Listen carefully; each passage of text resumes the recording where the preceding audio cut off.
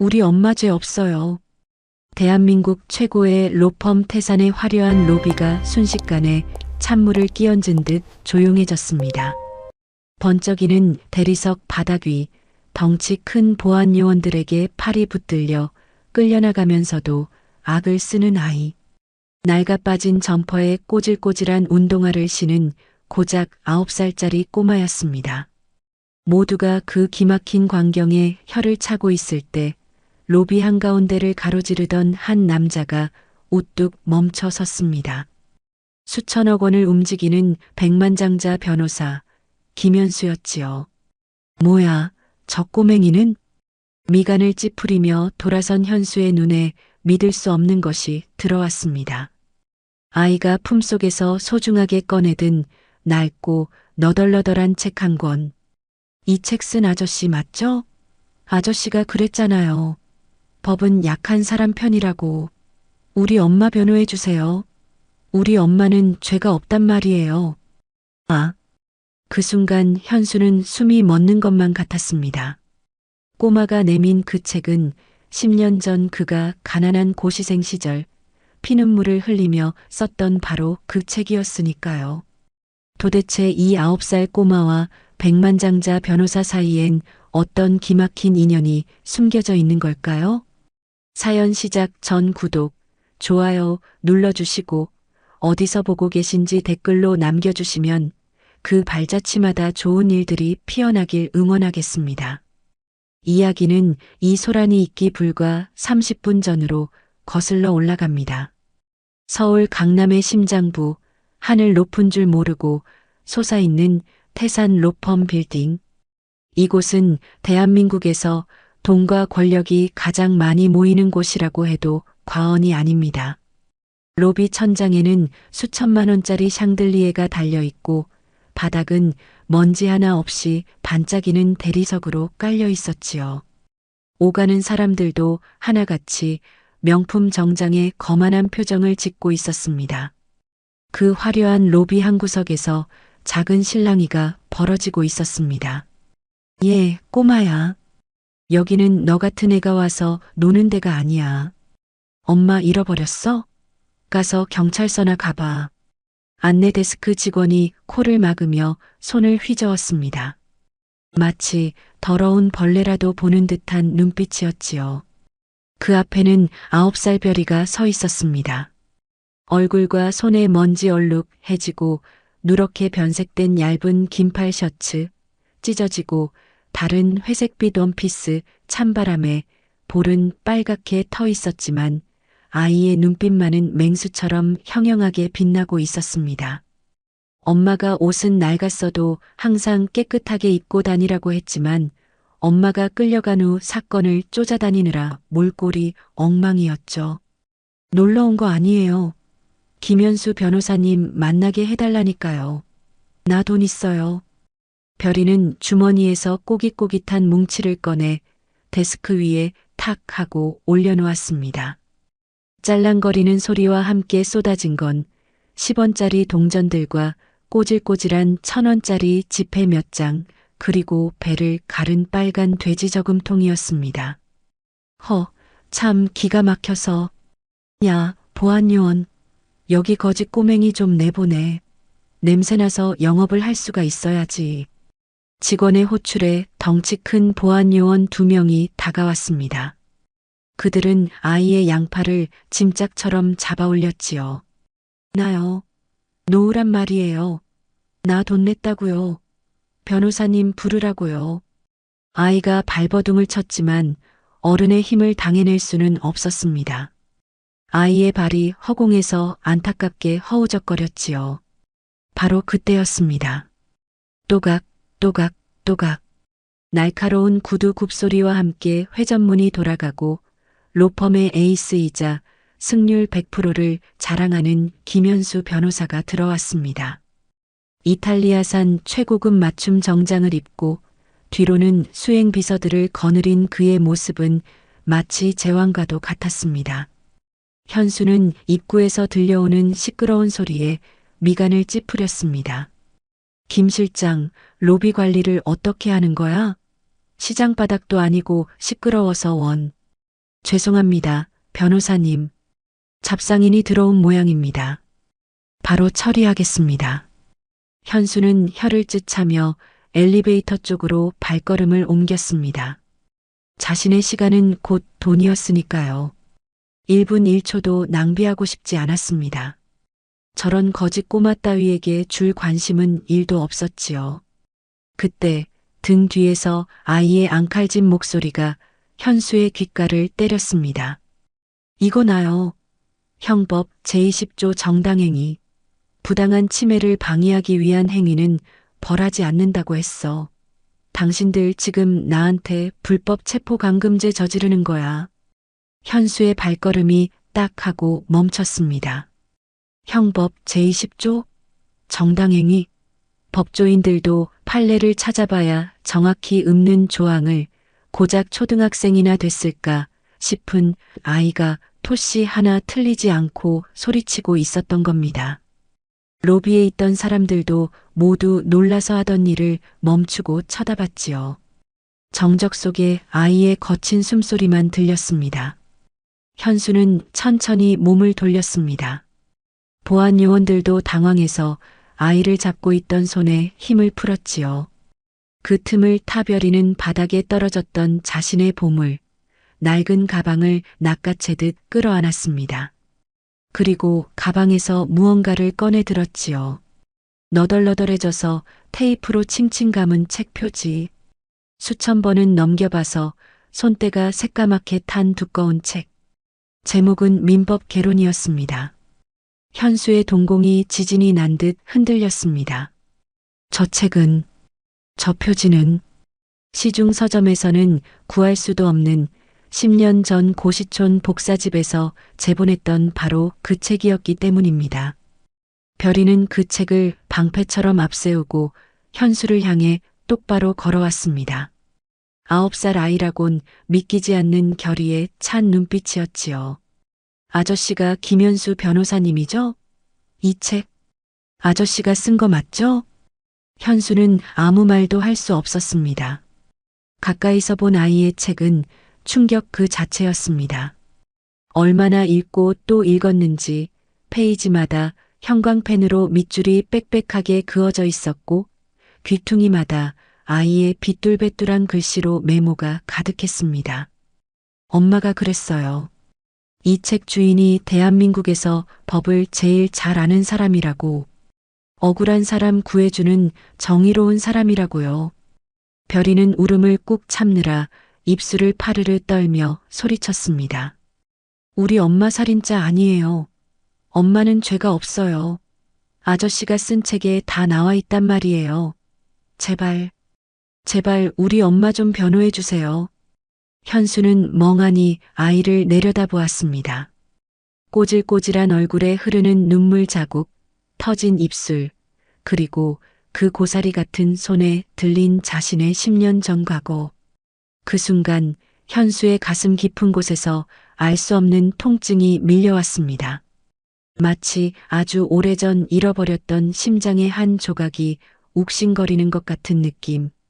도대체 이 아이는 누구지? 내 책을 왜 이 아이가 가지고 있는 거야? 현수는 홀린 듯이 손을 뻗어 아이가 든 책을 잡으려 했습니다. 책갈피 사이로 누렇게 바랜 종이 한 장이 위태롭게 끼워져 있는 것이 보였기 때문입니다. 그건 분명 현수 자신이 10년 전 사랑했던 여인에게 썼던 쪽지 같아 보였습니다. 하지만 그때였습니다. 김 변호사, 거기서 뭐하고 있나? 로비 2층 난간에서 로펌 대표의 날카로운 목소리가 들려왔습니다. 김 변호사, 거기서 뭐하고 있나? 로비 2층 난간에서 들려온 날카로운 목소리. 태산 로펌의 주인 박 대표였습니다. 그의 등장에 로비의 공기가 순식간에 얼어붙었지요. 보안 요원들은 사색이 되어 별이를 짐짝처럼 들고 뒷문으로 뛰어갔습니다. 아저씨, 이거 나요. 아저씨, 우리 엄마 좀 구해줘요. 멀어지는 아이의 비명소리가 현수의 가슴을 후벼 팠지만 그는 움직일 수 없었습니다.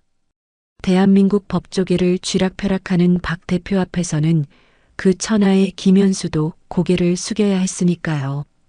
박 대표는 거만한 걸음으로 내려와 들고 있던 두툼한 서류 뭉치를 현수의 가슴팍에 툭 하고 던졌습니다. 김 변호사, 이번 강남 룸살롱 살인사건 자네가 맡아. 현수는 바닥에 떨어진 서류를 주우며 미간을 찌푸렸습니다.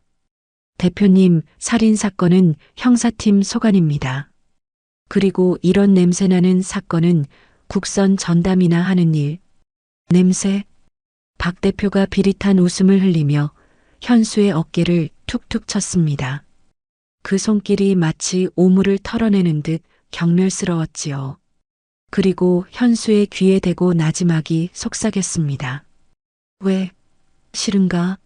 자네 모친도 그쪽 바닥 마담 출신이라며?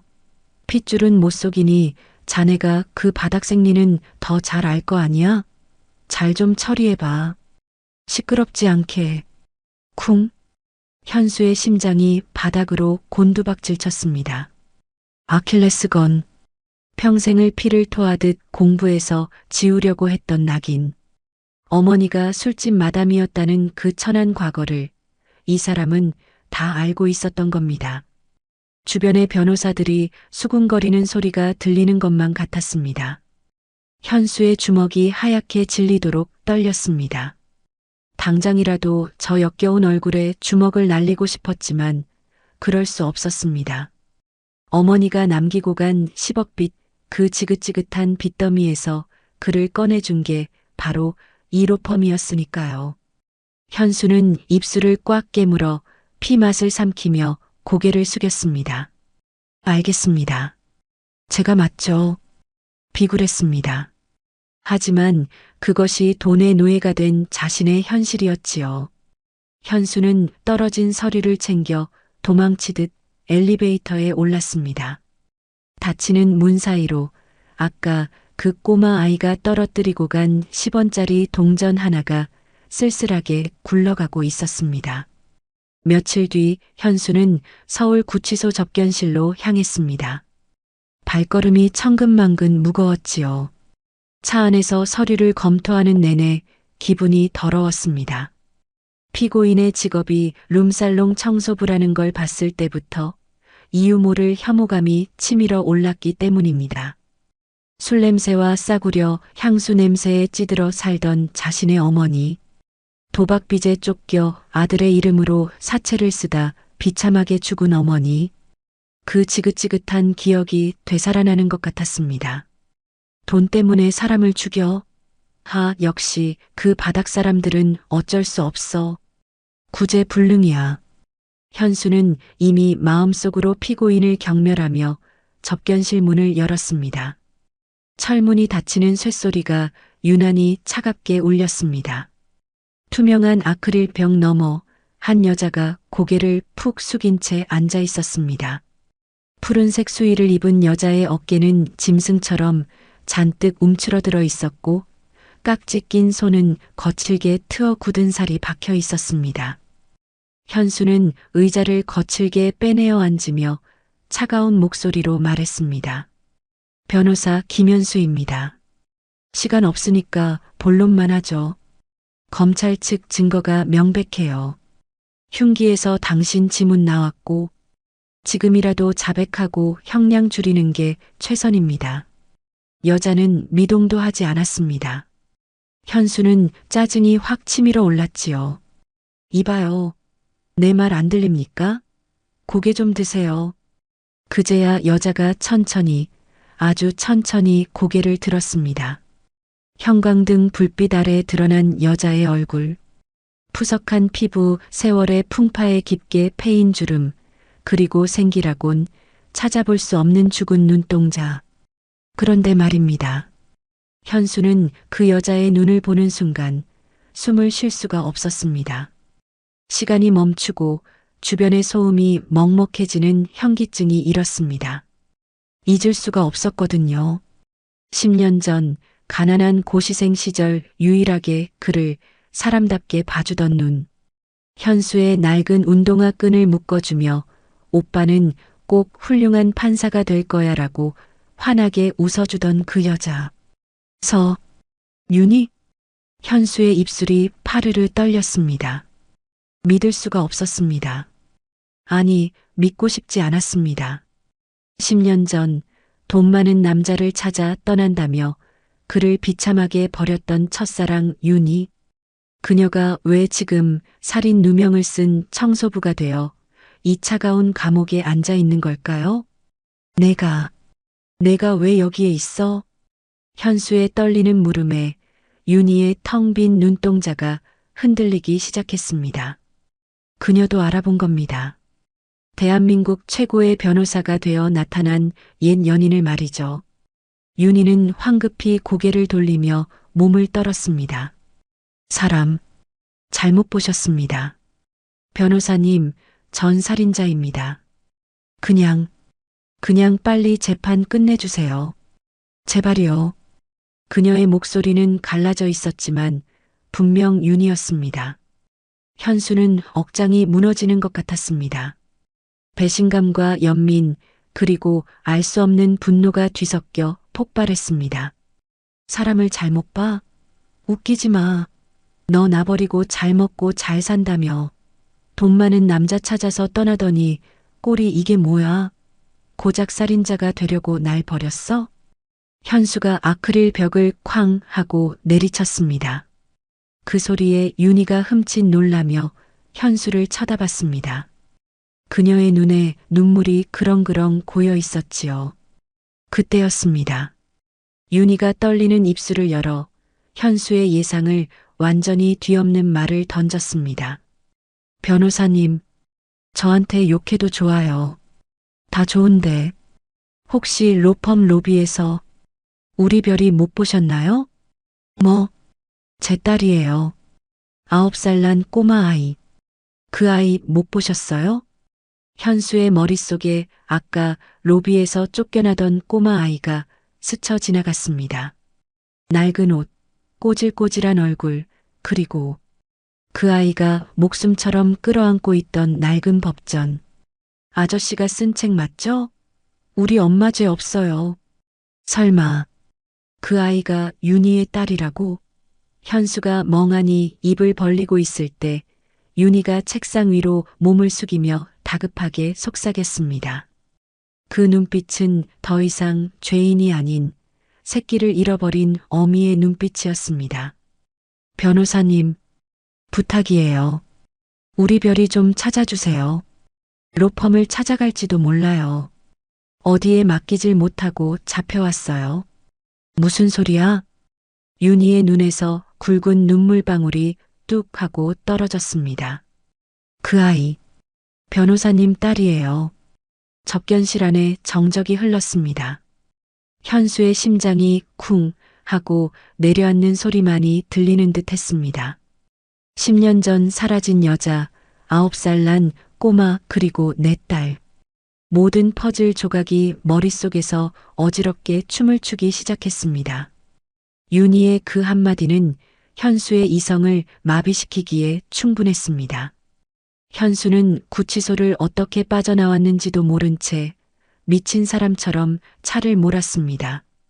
내비게이션에 찍힌 윤희의 주소는 서울의 마지막 달동네, 산동네 꼭대기였습니다. 설마. 현수의 최고급 세단이 가파른 언덕길을 힘겹게 올라갔습니다. 차가 올라갈수록 길은 좁아졌고 화려한 서울의 불빛은 멀어졌지요. 차에서 내리자마자 코를 찌르는 건 매캐한 연탄 냄새와 눅눅한 곰팡이 냄새였습니다. 현수는 탄식을 내뱉으며 다닥다닥 붙은 판잣집들 사이를 헤맸습니다. 그리고 마침내 옥상 귀퉁이에 위태롭게 매달린 작은 철문 앞에 섰습니다. 문패도 없는 낡은 집. 이곳이 바로 내 아이가 사는 곳이라니. 똑똑똑. 현수가 떨리는 손으로 녹슨 철문을 두드렸습니다. 잠시 후 안에서 누구세요? 하는 경계 어린 목소리가 들려왔습니다. 로펌 로비에서 들었던 그 당돌한 목소리, 별이었습니다. 아저씨다. 김현수 변호사. 철커덕 소리와 함께 문이 열리고 9살 별이가 얼굴을 내밀었습니다. 녀석은 현수를 보자마자 눈을 동그랗게 뜨더니 이내 입술을 앙다물었습니다. 변호사 아저씨가 여긴 왜 왔어요? 우리 엄마 욕하러 왔어요? 아니면 또 쫓아내려고요? 현수는 아이의 쏘아붙이는 말에 가슴이 찔끔했습니다. 하지만 지금은 그게 중요한 게 아니었지요. 현수는 아이를 밀치듯 방 안으로 들어섰습니다. 잠깐 이야기 좀 하자. 방 안 풍경은 현수의 상상을 초월했습니다. 성인 2명이 눕기도 벅찬 좁은 방. 천장에는 물이 샜는지 얼룩이 져 있었고 가구라고는 다리 부러진 밥상 하나가 전부였습니다. 하지만 현수의 눈을 사로잡은 건 그 가난한 살림살이가 아니었습니다. 방 한쪽 벽면을 가득 채운 믿을 수 없는 광경 때문이었지요. 벽지 대신 붙어 있는 건 수십 장의 A사 용지였습니다. 그리고 그 종이들에는 삐뚤빼뚤한 글씨로 사건 내용이 빼곡하게 정리되어 있었습니다. 사건 발생 시간 밤 11시, 엄마가 들어간 시간 밤 11시 10분, 이상한 점 CCTV가 30분 동안 꺼져 있음. 현수는 입을 다물지 못했습니다. 이건 웬만한 변호사들이 작성하는 사건 분석표보다 더 정교했으니까요.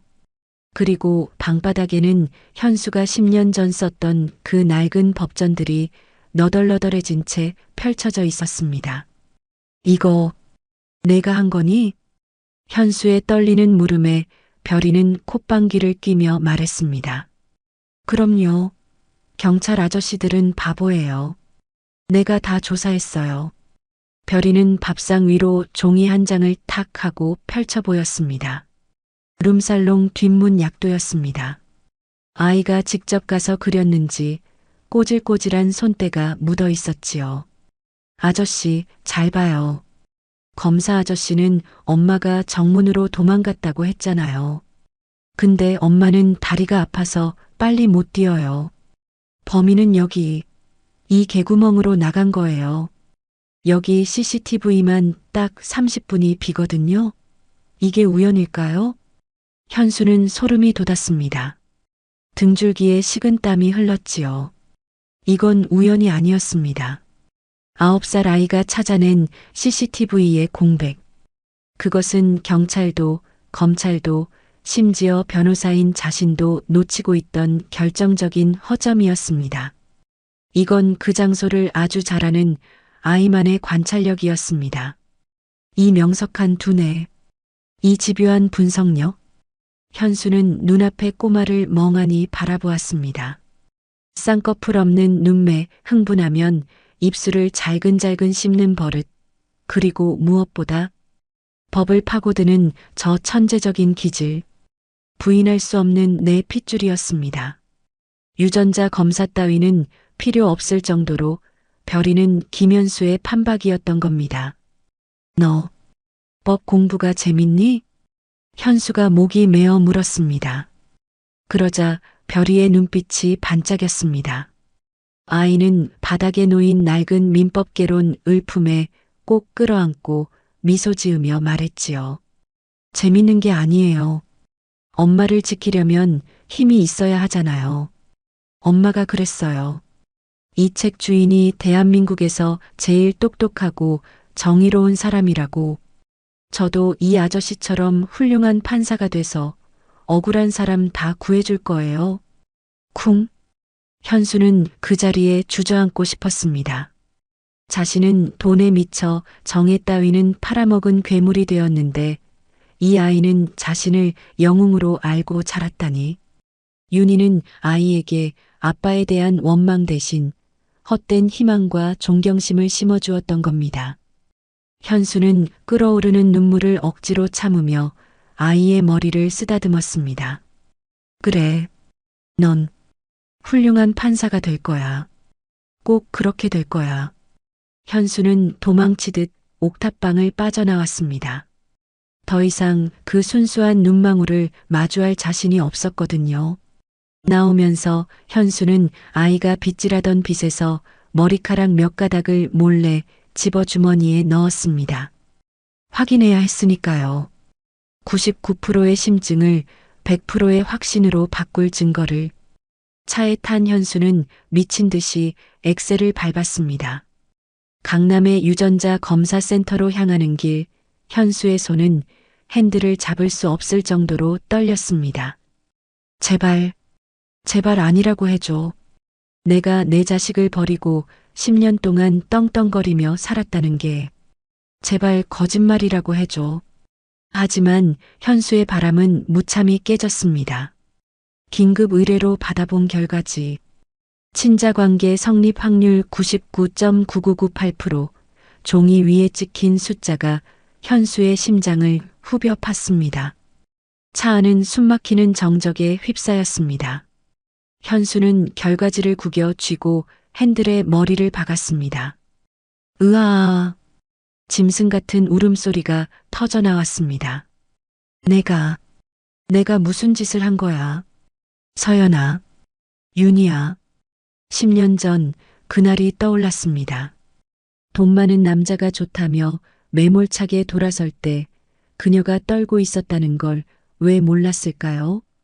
임신한 몸으로 그 추운 겨울에 쫓겨나면서도 내 낡은 법전 하나를 챙겨가서 아이에게 읽어주던 그 마음을 왜 몰랐을까요? 내 새끼가 그 썩은 곰팡이 방에서 나를 기다리며 법 공부를 하고 있었어. 현수는 자신의 뺨을 내리쳤습니다. 찰싹 찰싹. 입안이 터져 피맛이 났지만 멈출 수 없었습니다. 나는 쓰레기다. 나는 변호사도 아니고 인간도 아니다. 자신이 룸살롱 변호사로 성공해 수십억을 버는 동안 내 딸은 1,000원짜리 몇 장을 들고 아빠를 찾아왔다가 문전박대를 당했습니다. 미안하다. 미안해 별아. 아빠가 잘못했어. 차창 밖으로 빗방울이 떨어지기 시작했습니다. 빗물은 차창을 타고 흘러내려 마치 현수의 피눈물처럼 바닥을 적셨지요. 한참을 그렇게 오열하던 현수가 고개를 들었습니다. 백미러에 비친 그의 눈은 퉁퉁 부어 있었지만 더 이상 공허하지 않았습니다. 그 눈에는 10년 전 세상을 다 집어삼킬 듯이 패기 넘치던 고시생 김현수의 도끼가 서려 있었습니다. 기다려. 내 딸, 내 여자. 건드린 놈들. 내가 다 죽여버린다. 현수는 휴대폰을 꺼내 어딘가로 전화를 걸었습니다. 목소리는 낮게 깔려 있었지만 그 어느 때보다 섬뜩했지요. 김 실장, 당장 최태호 뒷조사 시작해. 로펌 대표? 알게 뭐야? 지금부터 전쟁이야. 백만장자 변호사가 아닌 한 아이의 아버지가 된 김현수. 그의 반격이 시작되는 순간이었습니다. 차 안에서 짐승처럼 울부짖던 현수는 퉁퉁 부은 눈을 비비며 다시 옥탑방으로 올라갔습니다. 밤이 깊어 별이는 곤히 잠들어 있었지요. 곰팡이 핀 좁은 방, 그 한 구석에 놓인 낡은 라면 박스. 현수는 본능적으로 그것이 윤희의 가장 소중한 물건들을 담아둔 상자임을 알았습니다. 현수는 떨리는 손으로 박스를 열었습니다. 그 안에는 별이의 베네저고리, 처음 빠진 유치, 그리고 표지가 다 헐어버린 낡은 일기장 한 권이 들어 있었습니다. 10년 전 현수가 윤희에게 버림받았다고 생각했던 그의 겨울의 날짜였습니다. 현수는 침을 꼴깍 삼키며 첫 장을 넘겼습니다. 그리고 그 첫 문장을 읽자마자 심장이 난도질당하는 듯한 고통을 느껴야 했습니다. 오늘 마담 아주머니가 찾아왔다. 현수 오빠의 어머님. 현수의 눈이 커졌습니다. 어머니? 내 어머니가 윤희를 만났다고? 아주머니는 내 배를 보며 비웃으셨다. 감히 내까짓게 내 아들 발목을 잡아? 현수 이제 곧 판검사 될 몸이야. 룸살롱 마담 아들 소리 듣는 것도 지겨운데 술집 식당년 남편 소리까지 듣게 할 셈이야? 현수의 손이 부들부들 떨렸습니다. 글씨 위로 번진 얼룩은 분명 윤희의 눈물 자국이었겠지요. 애 지워. 그리고 당장 꺼져. 안 그러면 내가 현수 앞으로 사체 빚다 돌려버릴 거야. 내 아들 평생 고시 낭인으로 썩게 만들고 싶지 않으면 쥐도 새도 모르게 사라져. 아, 어머니. 도대체? 현수의 입에서 탄식이 터져 나왔습니다. 그랬습니다. 윤희가 돈 많은 남자가 좋다며 떠난 게 아니었습니다. 현수의 어머니, 그 지독한 마담이 임신한 윤희를 협박했던 겁니다. 현수를 빚쟁이로 만들겠다는 협박. 그건 가난한 고시생이었던 현수에게 사형 선고나 다름없었으니까요. 윤희는 현수의 미래를 지키기 위해 자신의 인생을 송두리째 쓰레기통에 처박는 선택을 했던 겁니다. 사랑하니까, 너무나 사랑하니까 차라리 나쁜 여자가 되어 떠나는 길을 택했던 것이지요. 일기장을 넘기는 현수의 손길이 빨라졌습니다. 다음 장, 또 다음 장. 그곳엔 현수에 대한 원망은 단 한 줄도 없었습니다. 오직 그리움, 그리고 뱃속 아이에 대한 다짐뿐이었지요. 별이가 태어났다. 눈매가 오빠를 쏙 빼닮았다. 너무 보고 싶다. 하지만 연락할 수 없다. 내가 나타나면 오빠가 무너질 테니까. 2019년. 별이가 아빠는 어디 있냐고 물었다. 죽었다고 할까? 아니면 우리를 버렸다고 할까? 아니, 그럴 수 없다. 내 아이에게 아빠를 나쁜 사람으로 기억하게 할 수는 없다. 현수의 시선이 한 구절에 멈췄습니다. 꾹꾹 눌러 쓴 글씨였습니다. 별아, 너희 아빠는 대한민국에서 법을 제일 잘 아는 훌륭한 분이야. 억울한 사람들을 구해주는 정의의 사도란다.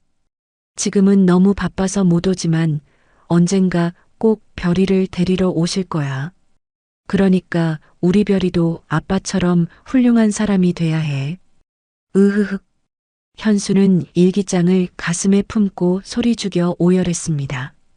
잠든 별이가 깰까봐 입을 틀어막았지만 터져나오는 울음을 막을 수가 없었습니다. 자신은 지난 10년 동안 윤희를 원망하며 어머니가 죽으면서 남긴 사채빚을 갚기 위해 돈에 미친 괴물이 되어 살았습니다. 살인범을 변호하고 재벌들의 뒤치다꺼리를 하며 떵떵거렸지요. 하지만 윤희는 그 비좁은 단칸방에서 청소부 일을 하며 손가락질 받으면서도 아이에게만큼은 아빠를 영웅으로 만들어 주었습니다. 별이가 낡은 법전을 달달 외우게 된 이유. 로펌 로비에서 우리 아빠가 쓴 책이에요. 라고 자랑스럽게 외쳤던 이유. 그 모든 것이 윤희의 피눈물 나는 사랑 덕분이었습니다. 나는 쓰레기야. 나 같은 놈이 뭐라고. 현수는 잠든 별이의 머리맡에 엎드려 한참을 울었습니다. 죄책감이 가슴을 짓눌러 숨조차 쉬기 힘들었지요. 하지만 언제까지 울고만 있을 수는 없었습니다. 그의 핏줄이, 그의 여자가 지금 차가운 감옥에 갇혀 있었으니까요. 새벽녘 창문으로 푸르스름한 빛이 들어올 때쯤 현수는 고개를 들었습니다. 충혈된 눈이었지만 그 눈빛은 10년 전과는 완전히 달라져 있었습니다. 어머니, 당신이 남긴 빈 노름빚 10억, 내가 뼈를 깎아서 다 갚았어. 그런데 빚보다 더 무서운 짐을 남기셨네. 현수는 허공을 향해 씁쓸하게 웃었습니다. 어머니에 대한 원망도 자신에 대한 혐오도 이제는 사치였습니다. 지금 그가 해야 할 일은 단 하나. 어머니가 망가뜨리고 자신이 방치했던 이 가족을 되찾는 것뿐이었습니다.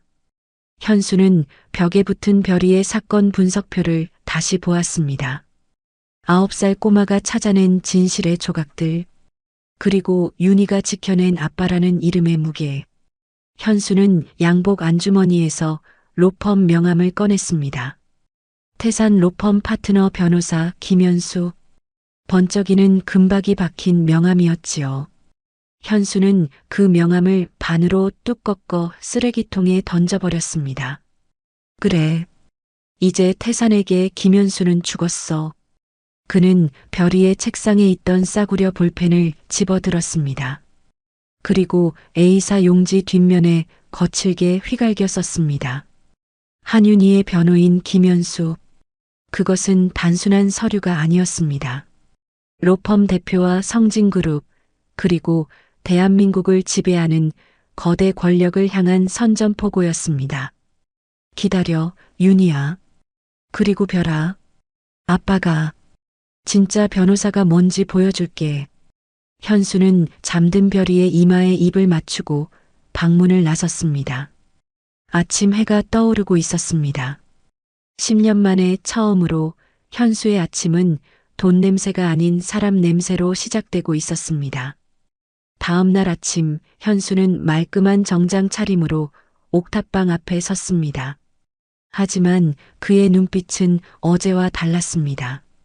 더 이상 로펌의 개가 아닌 사냥개 같은 형형한 빛이 돌았지요. 별아, 준비됐니? 문을 열고 나온 별이는 낡은 배낭을 메고 비장한 표정으로 고개를 끄덕였습니다. 네, 변호사님. 범인 잡으러 가는 거죠? 그래. 오늘 우리는 경찰보다 더 빨리 움직일 거야. 두 사람이 향한 곳은 사건 현장인 강남의 룸살롱 블루문이었습니다. 영업이 끝난 아침의 룸살롱은 매캐한 담배 냄새와 썩은 술 냄새가 진동을 했습니다. 현수는 별이의 코를 막아주며 미간을 찌푸렸습니다. 애가 오기엔 좋은 곳이 아닌데. 하지만 별이는 개의치 않았습니다. 오히려 가방에서 돋보기와 줄자를 꺼내 들고는 셜록 홈즈처럼 방 구석구석을 살피기 시작했지요. 아저씨, 경찰 조서에는 범인이 흉기를 소파 밑에 숨겼다고 했잖아요. 근데 여기 보세요. 소파랑 바닥 틈이 2cm밖에 안 돼요. 칼자루가 들어갈 수가 없어요. 현수는 혀를 내둘렀습니다. 어른들이 대충 넘겨짚은 모순을 아이는 그 작은 눈으로 정확히 짚어내고 있었으니까요. 현수도 덩달아 신이 나서 옷매무새가 흐트러지는 줄도 모르고 바닥을 기었습니다. 그러네. 이건 누군가 억지로 밀어넣지 않고서는 불가능해. 조작된 증거야. 그때였습니다. 방안을 둘러보던 별이가 고개를 갸웃거렸습니다. 아저씨, 이상해요. 뭐가? 저기 환풍구 좀 보세요. 지금 에어컨이 돌아가고 있는데 저쪽 환풍구에만 리본이 안 흔들려요. 별이가 가리킨 곳은 천장 구석에 있는 작은 환풍구였습니다. 룸살롱 개업 축하 리본이 매달려 있었는데 다른 곳은 바람에 팔랑거렸지만 유독 그곳만 꼼짝도 하지 않았지요. 바람이 막혀 있어? 현수의 눈이 번쩍 뜨였습니다. 그는 의자를 밟고 올라가 환풍구 뚜껑을 뜯어냈습니다. 툭 하고 먼지 덩어리와 함께 무언가가 떨어졌습니다. 검은 비닐에 쌓인 묵직한 물건. 현수가 떨리는 손으로 비닐을 벗기자 그 안에서 나온 건 피 묻은 셔츠와 하얀 가루가 든 지퍼백이었습니다. 마약이야. 현수는 신음을 삼켰습니다. 살인 사건의 동기가 단순한 우발적 살인이 아니라 마약 파티를 들키지 않으려는 입막음 살인이었다는 결정적 증거가 나온 겁니다. 아빠, 아니 아저씨, 그건 뭐예요? 별이가 까치발을 들고 물었습니다. 현수는 황급히 물건을 가방에 넣으며 별이를 쳐다봤습니다. 방금 아이가 자신도 모르게 아빠라고 부르려던 걸 들었기 때문입니다. 가슴이 뭉클해졌지만 지금은 내색할 때가 아니었습니다. 별아, 내가 해냈다. 내가 범인 잡은 거야. 현수가 별이를 와락 끌어안았습니다. 썩은 내가 진동하는 룸살롱 바닥이었지만 두 부녀에게는 그 어떤 곳보다 짜릿한 승리의 현장이었지요. 현수는 확보한 피 묻은 셔츠의 소매에서 이니셜을 발견했습니다. 그리고 그 이니셜을 보는 순간 현수의 머릿속에 한 인물이 떠올랐습니다. 태산 로펌의 VVIP이자 대한민국 재계 3위 성진그룹의 망나니 막내 아들 최태호. 마약, 폭행, 음주운전. 온갖 사고란 사고는 다 치고 다니지만 돈으로 법을 떡 주무르듯 하며 매번 빠져나갔던 그놈. 아, 최태호였어? 감히 내 여자를 건드린 게 그 약쟁이 새끼였어? 현수의 주먹에 힘이 들어갔습니다. 10년 전 어머니의 빚 때문에 굽실거려야 했던 그 재벌가 놈들이 이번엔 내 아내에게 살인 누명을 씌우고 내 딸을 고아로 만들려 했던 겁니다. 아저씨, 범인 누군지 알아요? 별이의 물음에 현수는 차갑게 식은 눈으로 대답했습니다. 아주 잘 알지. 그리고 이번엔 절대 안 봐줘. 현수는 별이를 옥탑방에 데려다주고 곧장 로펌으로 향했습니다. 차 안에는 별이가 찾아낸 증거물이 실려 있었지요.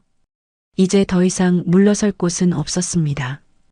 김 변호사, 표정이 왜 그래? 뭐 좋은 소식이라도 있나?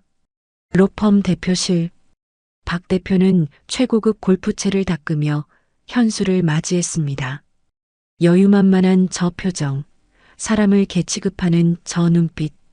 현수는 역겨움이 치밀어 올랐지만 꾹 참았습니다. 현수는 가방에서 마약 봉투와 피 묻은 셔츠 사진을 꺼내 테이블 위에 던졌습니다. 진범 잡았습니다. 최태호입니다. 박 대표의 손이 멈칫했습니다. 하지만 놀라는 기색은 없었지요. 오히려 비릿한 미소를 지으며 골프채를 내려놓았습니다. 그래서라니요? 당장 검찰에 넘겨야죠. 윤희 씨. 아니, 피고인은 무죄입니다. 김 변호사. 박 대표가 현수의 말을 끊으며 천천히 다가왔습니다. 그리고 현수의 넥타이를 거칠게 잡아당기며 으르렁거렸습니다. 자네, 아직도 상황 파악이 안 되나 본데. 최태호가 구속되면 우리 로펌이 1년에 얼마를 손해보는지 알아? 수천억이야. 청소부년 하나 감방 보내면 끝날 일을 왜 일을 크게 만들어? 그 여자는 죄가 없습니다. 9살짜리 딸이 있다고요. 딸? 아, 그 로비에서 설치던 꼬맹이? 박 대표의 눈빛이 뱀처럼 차가워졌습니다. 그 꼬맹이 눈빛이 살아있더군. 자네 닮아서 그런가? 아주 똘똘해. 현수의 심장이 덜컥 내려앉았습니다. 박 대표는 이미 알고 있었던 겁니다. 별이가 현수의 딸이라는 사실을. 덮어. 증거 없애고 피고인한테 징역 10년 인정하라고 해. 안 그러면. 박 대표가 현수의 귓가에 대고 나지막이 속삭였습니다. 내 그 소중한 딸내미. 학교 가는 길 조심해야 할 거야. 요즘 세상이 워낙 흉흉해서 말이야. 뺑소니라도 당하면 큰일 아니겠어? 뚝. 현수의 이성이 끊어지는 소리가 들렸습니다. 돈 때문에 자존심을 팔고 영혼을 팔고 어머니의 모욕까지 참아왔던 현수였습니다. 하지만 내 새끼를 건드린다? 그것도 내 목숨보다 소중한 10년 만에 찾은 내 딸을? 으아. 현수는 짐승 같은 고함을 지르며 박 대표의 책상을 엎어버렸습니다. 와장창. 수천만 원짜리 명패와 도자기들이 박살나며 바닥을 뒹굴었지요. 박 대표가 기겁하며 뒤로 물러났습니다. 너 이 새끼 미쳤어? 여기가 어디라고? 현수는 박 대표의 멱살을 잡고 벽으로 밀어붙였습니다. 그의 눈은 살기로 번들거리고 있었지요. 잘 들어. 나 김현수야. 룸살롱 마담 아들, 독종 김현수라고. 나 건드리는 건 참아도 내 딸 건드리면. 현수는 박 대표의 얼굴에 침을 뱉듯이 말했습니다. 그땐 로펌이고 성진그룹이고 뭐고 다 불태워버릴 거야. 내가 지옥 끝까지 쫓아가서 다 물어뜯어 줄 테니까 어디 한번 해봐. 현수는 박 대표를 바닥에 내동댕이 치고 대표실 문을 발로 차고 나왔습니다. 뒤에서 박 대표의 고함 소리가 들려왔지만 현수의 귀에는 들리지 않았습니다. 이제 전쟁은 시작되었습니다. 백만장자 변호사가 아닌 한 아이의 아버지로서 현수는 넥타이를 거칠게 풀어헤치며 주차장으로 뛰었습니다. 가장 먼저 해야 할 일은 별이를 지키는 것이었습니다. 로펌 대표의 책상을 엎어버리고 돌아온 그날 밤, 옥탑방에는 폭풍전야 같은 고요함이 감돌았습니다. 별이는 책상에 엎드려 잠이 들었고 현수는 그 곁에서 뜬 눈으로 밤을 지새우고 있었지요. 놈들이 가만히 있지 않을 텐데. 불안한 예감은 틀리는 법이 없습니다. 새벽 2시 정적을 깨고 옥탑방의 낡은 철문이 쾅 하고 부서질 듯 열렸습니다. 야, 다 뒤져. 그 꼬맹이가 가진 가방부터 찾아. 거친 고함과 함께 검은 양복을 입은 사내 서너 명이 들이닥쳤습니다. 성진그룹 최태호가 보낸 해결사, 아니 깡패들이었지요. 잠결에 놀라 깬 별이가 비명을 질렀습니다. 으악, 아저씨. 별아, 내 뒤로 숨어. 현수는 본능적으로 별이를 등 뒤로 감추고 깡패들 앞을 막아섰습니다. 놈들의 손에는 쇠파이프와 강목이 들려 있었고 눈빛은 살기로 번들거리고 있었지요. 김현수 변호사님, 말로 할 때 증거 내놓으시죠. 애 다치게 하기 싫으면. 우두머리로 보이는 사내가 비릿하게 웃으며 다가왔습니다. 현수는 주변을 둘러봤지만 무기로 쓸만한 건 낡은 밥상 하나뿐이었습니다. 하지만 그는 물러서지 않았습니다. 한 발자국만 더 와봐. 내가 법으로 너희들 뼈도 못 추리게 만들어줄 테니까. 아, 법? 여기 법이 어디 있어? 주먹이 법이지. 우두머리의 눈짓에 깡패들이 달려들었습니다. 좁은 방 안에서 난투극이 벌어졌습니다. 현수는 변호사였지 싸움꾼이 아니었습니다. 강목의 어깨를 맞고 주먹에 얼굴을 맞아 입안이 터졌지요. 흑! 현수가 바닥에 쓰러지자 깡패 하나가 별이에게 손을 뻗었습니다. 요 쥐새끼 같은 게 내놔. 싫어. 이거 우리 엄마 구할 증거란 말이야. 별이는 증거물이 든 가방을 끌어안고 필사적으로 저항했습니다. 깡패가 별이의 머리채를 잡으려는 순간 쓰러져 있던 현수가 짐승처럼 튀어 올랐습니다. 내 새끼 건드리지 마. 현수는 깡패의 허리를 끌어안고 바닥을 굴렀습니다. 넥타이가 풀리고 와이셔츠가 찢어졌지만 현수의 눈은 이미 이성을 잃은 상태였지요. 이 독한 새끼가. 궁지에 몰린 깡패가 품에서 잭나이프를 꺼냈습니다. 서슬 퍼런 칼날이 달빛을 받아번쩍였습니다. 놈은 망설임 없이 현수를 향해 칼을 휘둘렀습니다. 죽어라. 쉭 하는 소리와 함께 칼날이 현수의 가슴을 노리고 날아들었습니다. 피할 수 없는 거리였습니다. 하지만 그 순간 현수는 피하는 대신 오히려 몸을 날려 별이를 감싸 안았습니다. 충격음이 들린 직후 비릿한 쇠 냄새가 코끝을 스치고 지나갔습니다. 크! 현수의 입에서 고통 섞인 신음이 터져 나왔습니다. 날카로운 것이 스치고 지나가자 현수의 하얀 와이셔츠 소매가 순식간에 붉게 젖어들었습니다. 생각보다 깊은 상처임을 짐작게 하는 출혈이었습니다. 아, 아저씨? 현수의 품에 안겨있던 별이의 얼굴에도 따뜻한 피가 튀었습니다. 아이는 떨리는 눈으로 현수의 찢어진 팔을 바라보았습니다. 뚝, 뚝, 뚝. 핏방울이 바닥 장판을 적시고 있었습니다. 자신을 지키기 위해 대신 칼을 맞고 피투성이가 된 남자. 엄마가 말했던 그 훌륭한 사람. 나를 위해 울어주던 사람. 별이의 입술이 파르르 떨리더니 마침내 꾹꾹 참아왔던 한마디가 터져 나왔습니다. 아빠. 그것은 비명 같기도 했고 애원 같기도 했습니다. 아빠, 피나잖아. 엉엉. 아빠 죽지 마. 아빠. 그 한마디. 9년을 기다려온 그 아빠라는 단어가 현수의 귓가에 꽂히는 순간 현수의 동공이 확장되었습니다. 전신에 소름이 돋고 잊고 있던 초인적인 힘이 혈관을 타고 솟구쳤습니다. 고통 따위는 느껴지지 않았습니다. 오직 눈앞의 적들을 찢어 죽여야겠다는 본능만이 남았지요. 현수는 피 흐르는 팔로 밥상을 들어 올려 칼을 든 깡패의 머리통을 후려쳤습니다. 감히 내 딸을 울려? 와장창. 밥상이 산산조각이 나고 깡패가 비명을 지르며 쓰러졌습니다. 현수는 짐승처럼 포효하며 나머지 놈들에게 달려들었습니다. 꺼져. 다 죽여버리기 전에 꺼지라고. 피범벅이 된 채 미친 듯이 날뛰는 현수의 기세에 눌린 깡패들은 겁에 질려 뒷걸음질 쳤습니다. 미친놈 아니야? 튀어. 놈들은 꼬리를 말고 도망쳤습니다. 좁은 옥탑방에는 거친 숨소리와 비릿한 피냄새만이 남았지요. 현수는 그제야 바닥에 주저앉았습니다.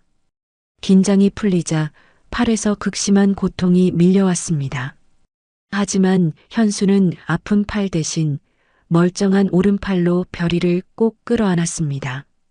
별아, 괜찮아? 안 다쳤어? 별이는 엉엉 울며 현수의 피 묻은 팔을 고사리 같은 손으로 눌러 지혈했습니다. 아빠, 피 많이 나. 병원 가자. 흑흑. 현수는 피 묻은 손으로 별이의 눈물을 닦아주며 희미하게 웃었습니다. 아빠라고 불렀니? 응. 아빠잖아. 우리 아빠 맞잖아. 별이가 현수의 가슴에 얼굴을 묻고 흐느꼈습니다. 현수의 눈에서도 뜨거운 눈물이 흘러내려 핏물과 섞였습니다. 10년을 돌아 만난 부녀는 그렇게 피냄새 나는 옥탑방에서 서로를 부둥켜 안고 한참을 울었습니다. 잠시 후 밖에서 경찰차 사이렌 소리가 들려왔습니다. 현수는 비틀거리며 일어났습니다. 별아, 붕대 좀 가져다 줄래? 현수는 병원에 가는 대신 찢어진 와이셔츠 위로 붕대를 칭칭 감았습니다. 하얀 붕대 위로 금세 붉은 피가 배어 나왔지만 그는 그 위에 다시 양복 재킷을 걸쳤습니다. 아빠, 병원 안 가? 별이가 걱정스런 눈으로 물었지만 현수는 단호하게 고개를 저었습니다. 아니, 지금은 병원보다 더 급한 곳이 있어. 현수는 거울 속에 비친 자신을 바라보았습니다. 헝클어진 머리, 터진 입술, 그리고 피로 얼룩진 셔츠. 그것은 더 이상 말끔한 변호사의 모습이 아니었습니다. 가족을 지키기 위해 전장에 나가는 전사의 모습이었지요. 이 피 묻은 셔츠? 이게 아빠의 전투복이야. 현수는 별이의 손을 꼭 잡았습니다. 가자, 별아. 가서 엄마 구해오자. 이 피 냄새를 맡으면 판사님도 우리 진심을 알아주실 거야. 동터오는 새벽, 피투성이가 된 아빠와 낡은 가방을 맨 딸은 법원을 향해 비장한 발걸음을 옮겼습니다. 이제 그들을 막을 수 있는 건 아무것도 없었습니다. 다음 날 아침 서울중앙지방법원 앞은 인산인해를 이뤘습니다. 재벌 3세의 마약 스캔들과 연루된 살인사건. 기자들이 하이에나처럼 몰려들었지요. 그때 검은 세단 한 대가 도착하고 김현수 변호사가 내렸습니다. 그런데 그의 모습에 플래시 세례가 멈칫했습니다. 말끔하던 평소와 달리 현수는 헝클어진 머리에 넥타이도 없는 셔츠 차림이었으니까요. 게다가 흰 셔츠의 왼쪽 팔뚝 부분은 붉은 피로 흥건하게 젖어 있었습니다. 김 변호사님, 그 팔은 뭡니까? 테러라도 당하신 겁니까? 기자들의 질문이 빗발쳤지만 현수는 대답 대신 굳게 입을 다물었습니다. 그리고 조수석 문을 열어 9살 별이를 안아내렸습니다. 별아, 무서워하지 마. 아빠가 있잖아. 응, 나 하나도 안 무서워. 아빠가 피 흘리면서까지 지켜줬잖아. 별이는 고사리 같은 손으로 현수의 멀쩡한 오른손을 꽉 잡았습니다. 9살 꼬마의 눈빛이 어찌나 당찬지 카메라를 들이대는 기자들이 오히려 주춤거릴 정도였지요. 법정 안은 이미 로펌 측 사람들로 가득 차 있었습니다. 방청석 맨 앞줄에는 성진그룹 최태호와 태산 로펌 박 대표가 거만하게 다리를 꼬고 앉아 있었지요. 그들은 현수의 피 묻은 팔을 보고 비릿하게 웃었습니다. 꼴 좋군. 주제 파악 좀 했겠지. 재판장이 들어오고 개정선언과 함께 공판이 시작되었습니다. 검찰은 작정하고 윤희를 몰아붙였습니다. 피고인 한윤희는 돈이 필요해 피해자의 지갑에 손을 댔고 이를 들키자 우발적으로 살해했습니다. 이는 명백한 강도 살인입니다. 검사가 쩌렁쩌렁하게 외치며 조작된 증거 사진들을 화면에 띄웠습니다. 흉기로 쓰인 과도, 피 묻은 앞치마. 모두 최태호 일당이 심어놓은 가짜 증거들이었지요. 피고인석에 앉은 윤희는 사시나무 떨듯 떨었습니다. 억울하다고 소리치고 싶었지만 아이에게 해코지할까봐 목소리가 나오지 않았습니다. 변호인, 반대 신문 있습니까? 판사가 현수를 바라봤습니다. 현수는 자리에서 일어나려 했지만 칼에 베인 팔에서 극심한 통증이 밀려와 비틀거렸습니다. 현수가 식은땀을 흘리며 주춤하자 방청석에서 로펌 대표의 비웃음 소리가 들렸습니다. 쯧쯧, 몸도 못 가누는 주제에 무슨 변호를 한다고. 법정 분위기는 이미 검찰 쪽으로 기울어져 있었습니다. 판사조차 현수를 한심하게 쳐다보며 고개를 저었지요. 윤희는 절망적인 표정으로 눈을 감았습니다. 바로 그때였습니다. 정적을 깨고 방청석 맨 앞줄에서 맑고 또랑또랑한 목소리가 울려 퍼졌습니다. 이에 있습니다. 재판장님. 법정 안에 있던 모든 사람의 눈이 휘둥그레졌습니다. 목소리의 주인공은 다름 아닌 9살 꼬마 별이었으니까요.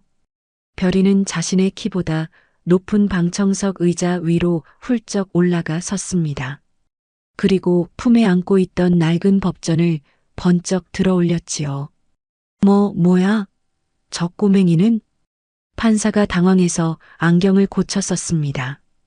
법정 경위들이 제지하려 달려왔지만 별이는 눈 하나 깜짝하지 않고 판사를 똑바로 쳐다보며 외쳤습니다.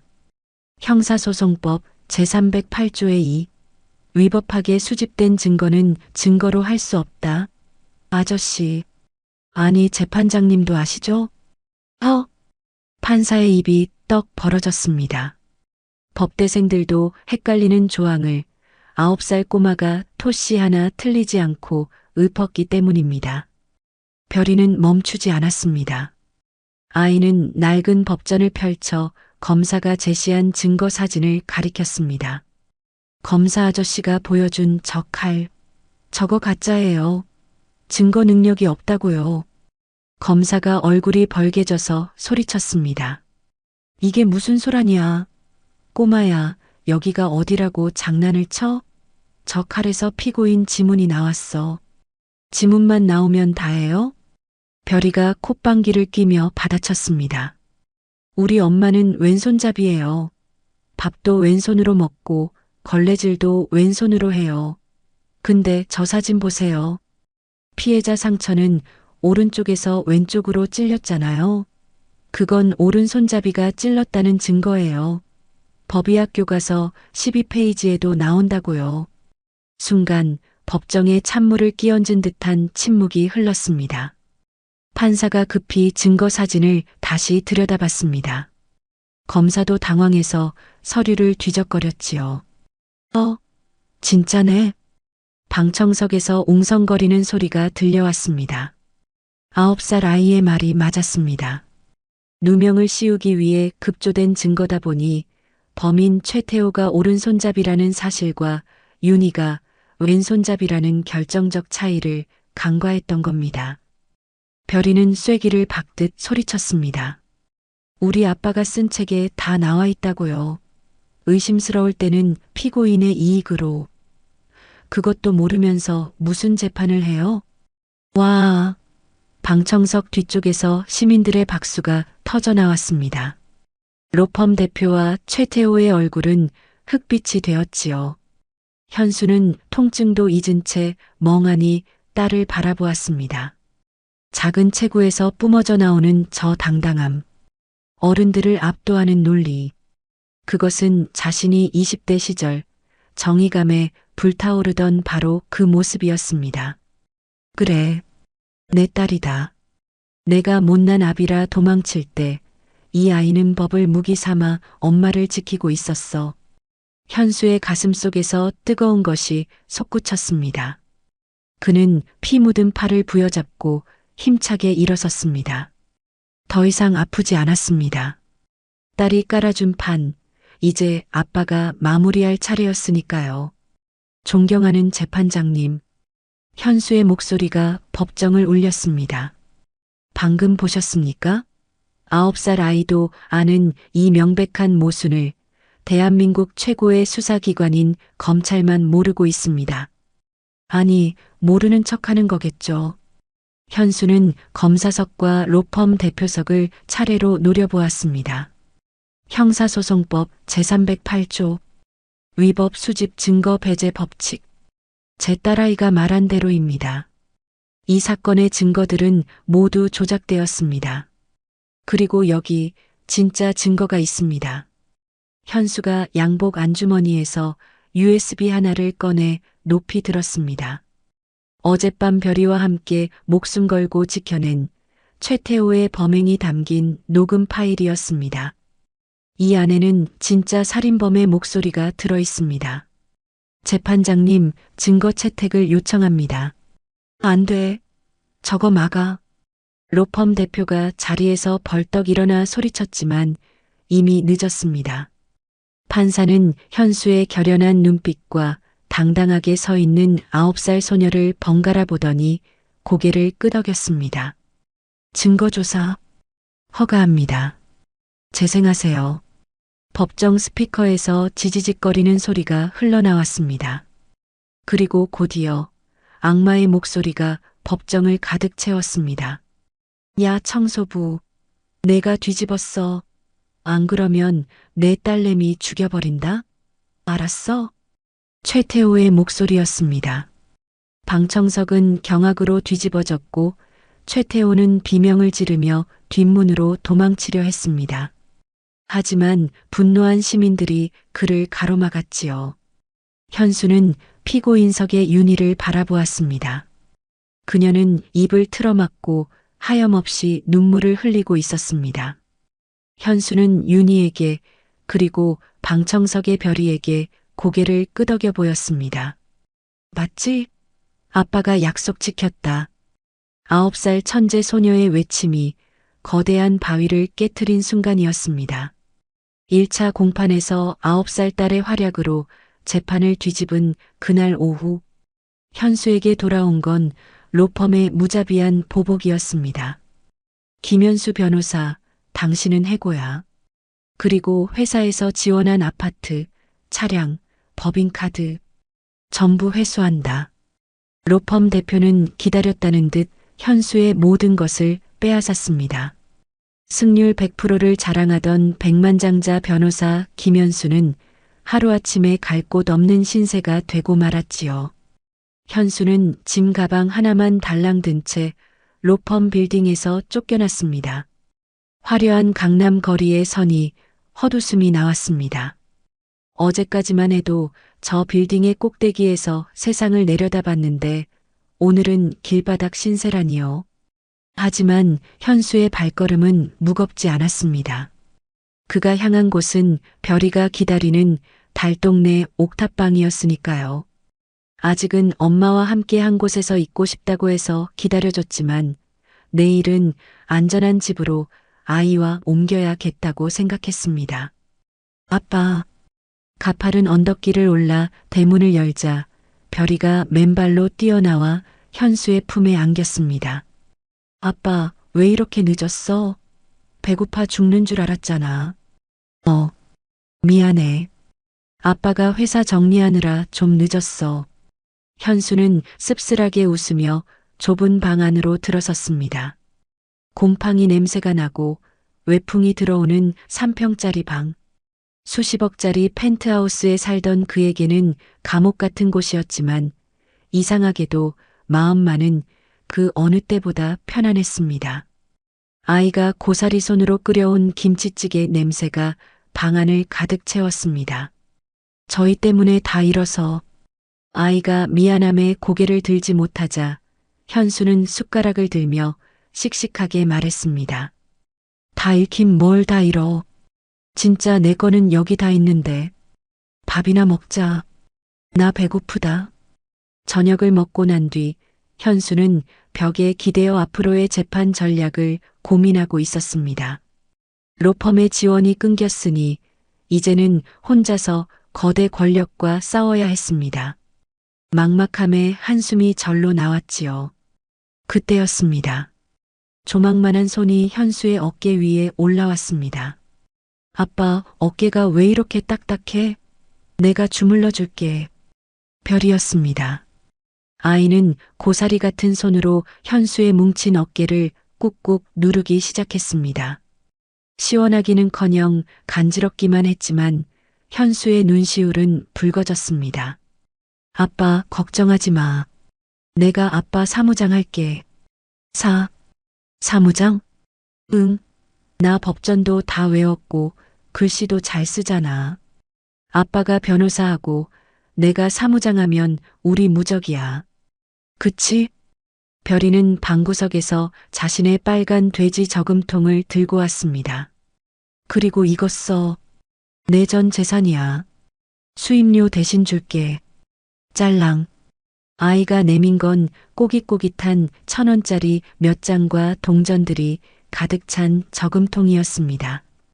평생 먹고 싶은 과자 안 사 먹고 갖고 싶은 장난감 안 사고 모은 돈이었겠지요.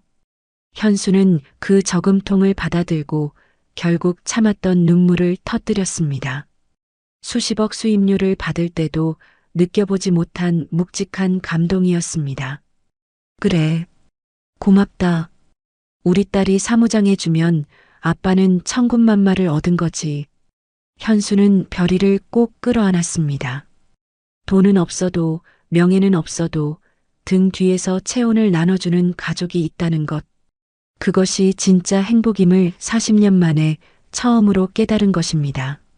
하지만 행복에 젖어 있을 시간은 없었습니다. 재판을 이기려면 결정적인 증거, 즉 진범 최태호의 자백이 필요했습니다. 현수는 며칠 전 만났던 룸살롱 웨이터 김군을 떠올렸습니다.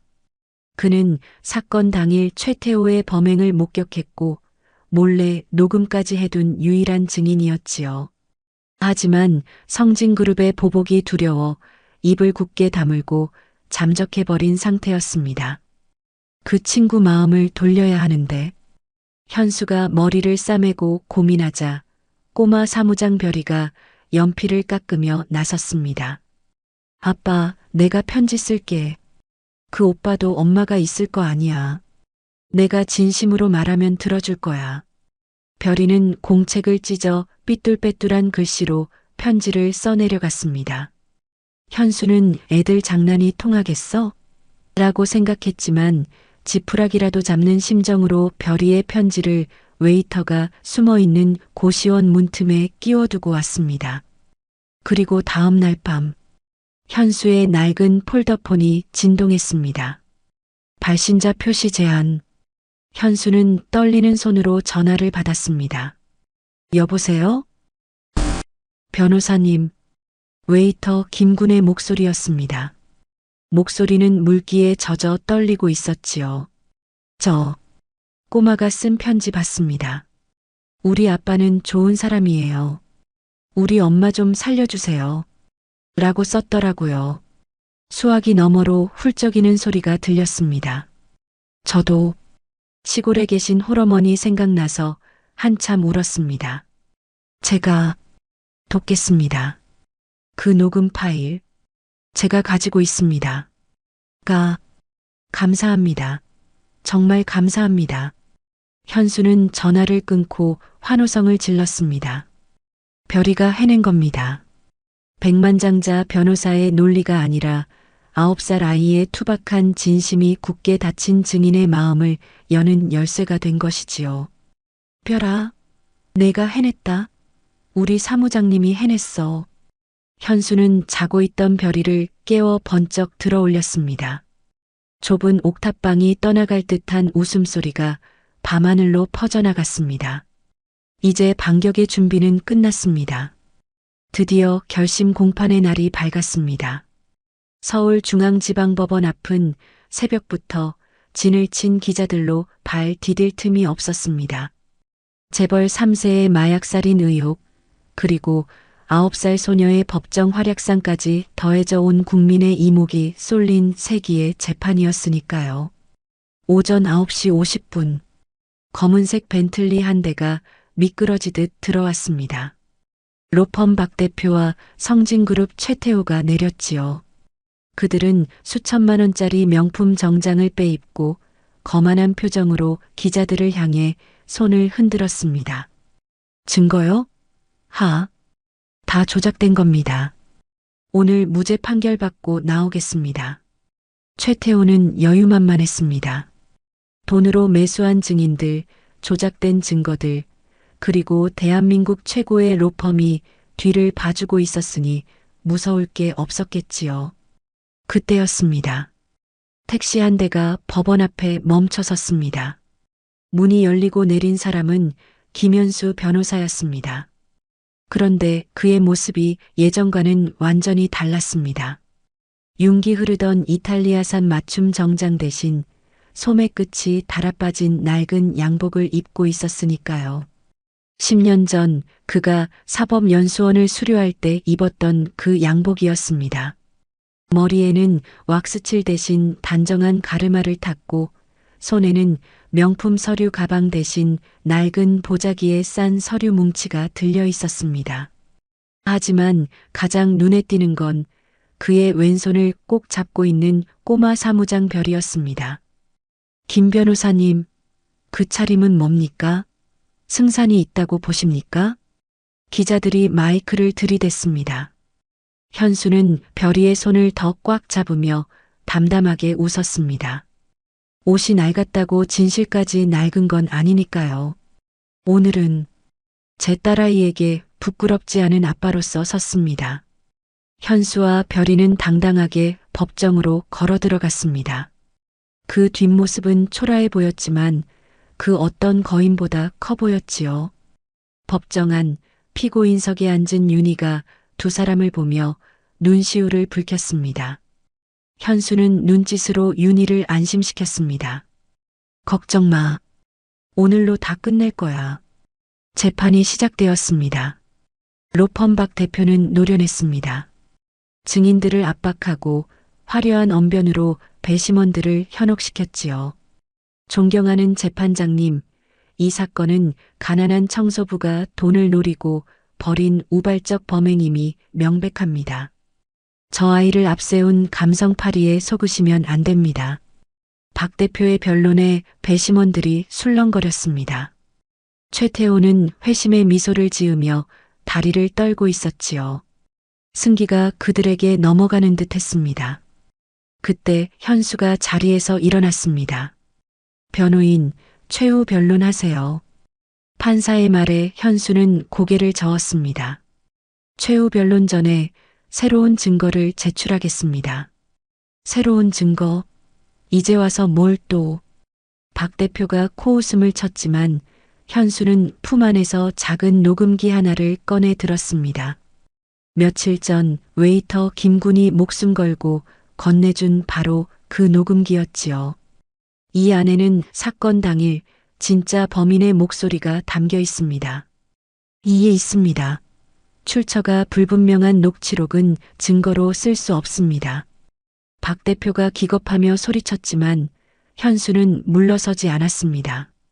형사소송법 제308조 피고인의 무고함을 입증할 유일한 증거라면 채택되어야 합니다. 재판장님, 이 목소리를 들어주십시오. 9살 아이가 목숨 걸고 찾아낸 진실입니다. 판사는 잠시 고민하더니 현수의 결연한 눈빛을 보고 고개를 끄덕였습니다. 재생하세요. 법정 안에 정적이 흘렀습니다. 현수의 손가락이 재생 버튼을 눌렀습니다. 지지직 하는 잡음이 잠시 흐르더니 곧이어 찢어질 듯 날카로운 목소리가 스피커를 뚫고 나왔습니다. 아, 이 냄새나는 청소부 아줌마야. 이거 안 나? 살려주세요. 도련님, 제발. 시끄러워. 내가 죽였잖아. 내가 죽인 걸로 해. 안 그러면 너한테 딸내미 하나 있지? 그 꼬맹이 죽여버린다? 안 돼요. 우리 별이는, 제발 우리 별이는 건드리지 마세요. 제가 다 뒤집어 쓸게요. 푸아하. 그래, 진작 그럴 것이지. 야, 칼자루에 내 지문 묻혀. 빨리. 법정은 순식간에 아수라장이 되었습니다. 방청객들은 입을 틀어막고 경악했고 기자들은 미친 듯이 타자를 쳐댔습니다. 그것은 단순한 살인이 아니라 힘없는 여자를 협박해 죄를 덮어씌우는 악마의 거래 현장이었으니까요. 아니야. 저거 조작이야. 딥페이크라고. 피고인석 반대편에 앉아있던 최태호가 벌떡 일어나 발악했습니다. 얼굴이 시뻘개져서 책상을 걷어차고 난동을 부렸지요. 내가 안 죽였어. 저 여자가 돈 달라고 했단 말이야.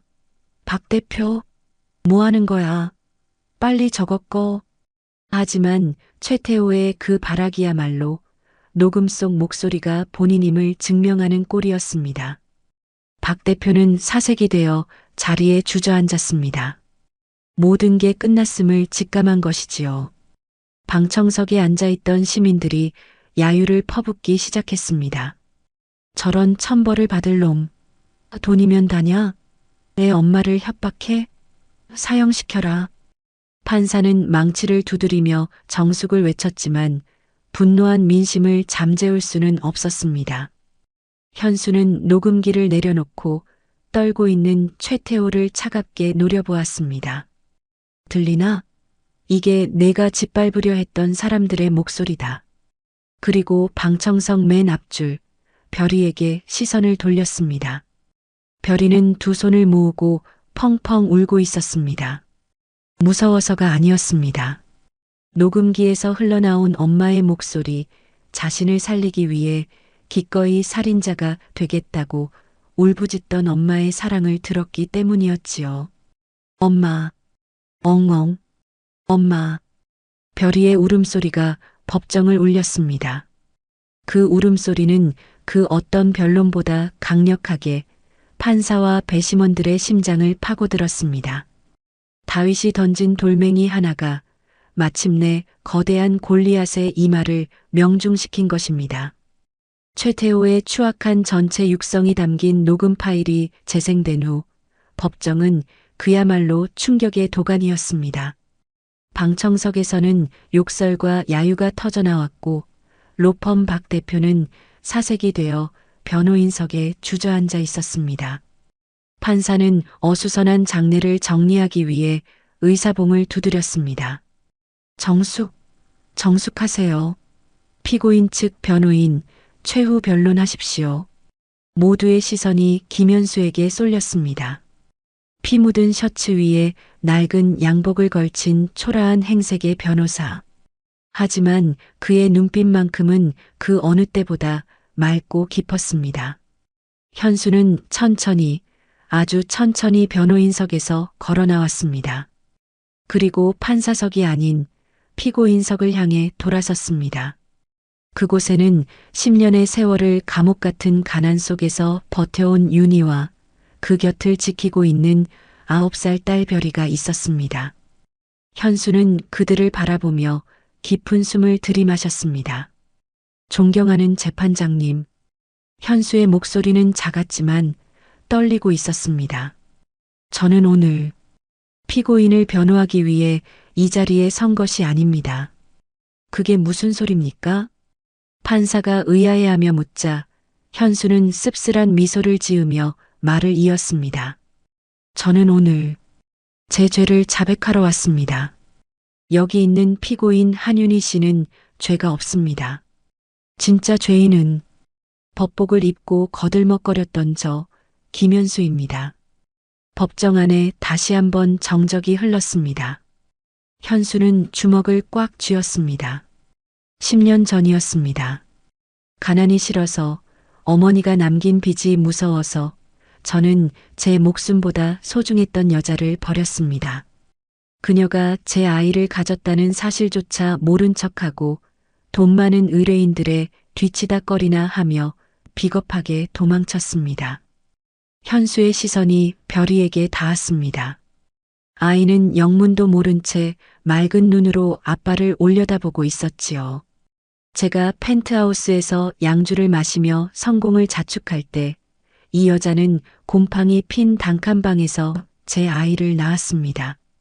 제가 명품 정장을 입고 법정을 누빌 때 이 여자는 청소복을 입고 멸시를 견뎌야 했습니다.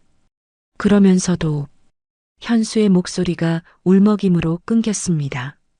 그러면서도 아이에게는 저 같은 못난 놈을 훌륭한 법조인이라고 가르쳤습니다.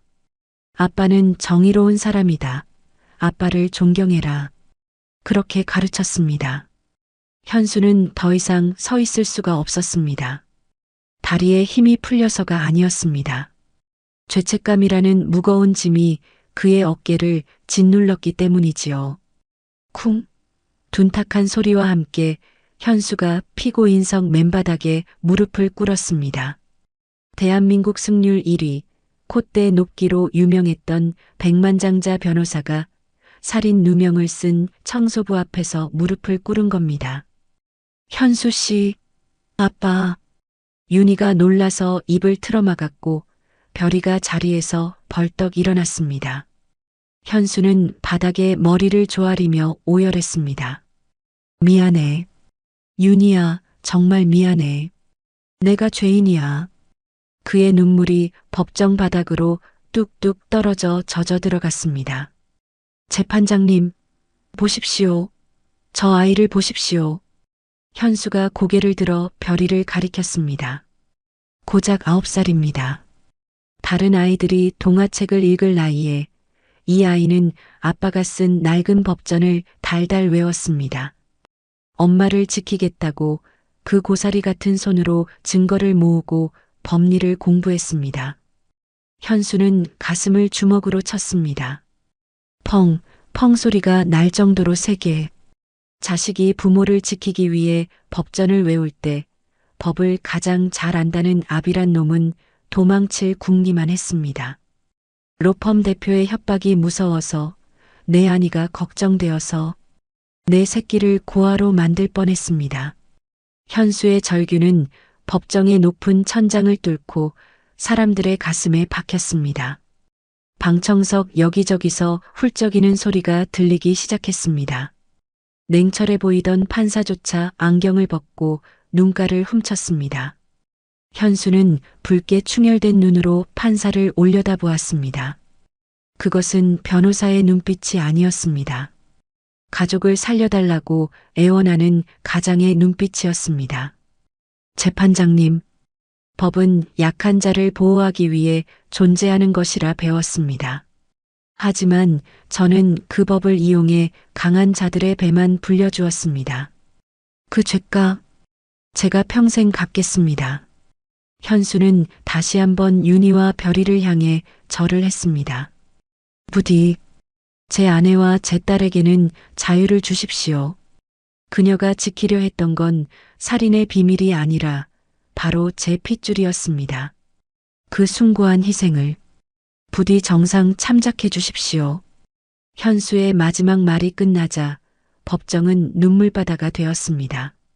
흑, 현수 오빠.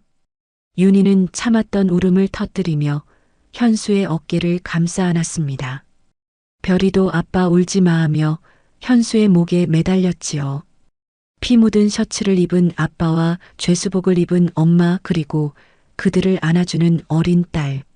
그 모습은 세상 그 어떤 법조문보다 강력한 무죄의 증거였습니다. 방청석에 있던 시민들이 하나둘 자리에서 일어났습니다. 무죄입니다. 저 가족은 무죄예요. 변호사님 힘내세요. 판사님 제발 선처해 주세요. 박수가 터져 나왔습니다. 그것은 승리의 박수가 아니라 10년을 돌아 다시 만난 가족을 향한 응원의 박수였습니다. 로펌 박 대표와 최태호는 성난 파도 같은 민심 앞에 고개를 들지 못한 채 벌벌 떨고 있었지요. 현수는 눈물 범벅이 된 얼굴로 별이를 품에 안았습니다. 별아, 봤지? 이게 아빠가 보여주고 싶었던 진짜 재판이야.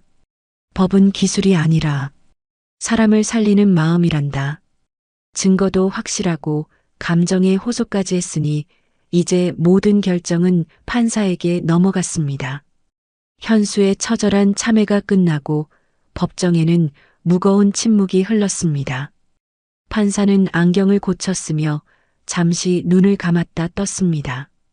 그 짧은 시간이 현수와 윤희 그리고 별이에게는 10년처럼 길게 느껴졌지요. 판사가 마침내 판결문을 들어 올렸습니다. 주문. 피고인 한윤희에 대한 강도살인 혐의는 범죄의 증명이 없는 경우에 해당하므로 꿀꺽 모두가 숨을 죽였습니다. 피고인은 무죄.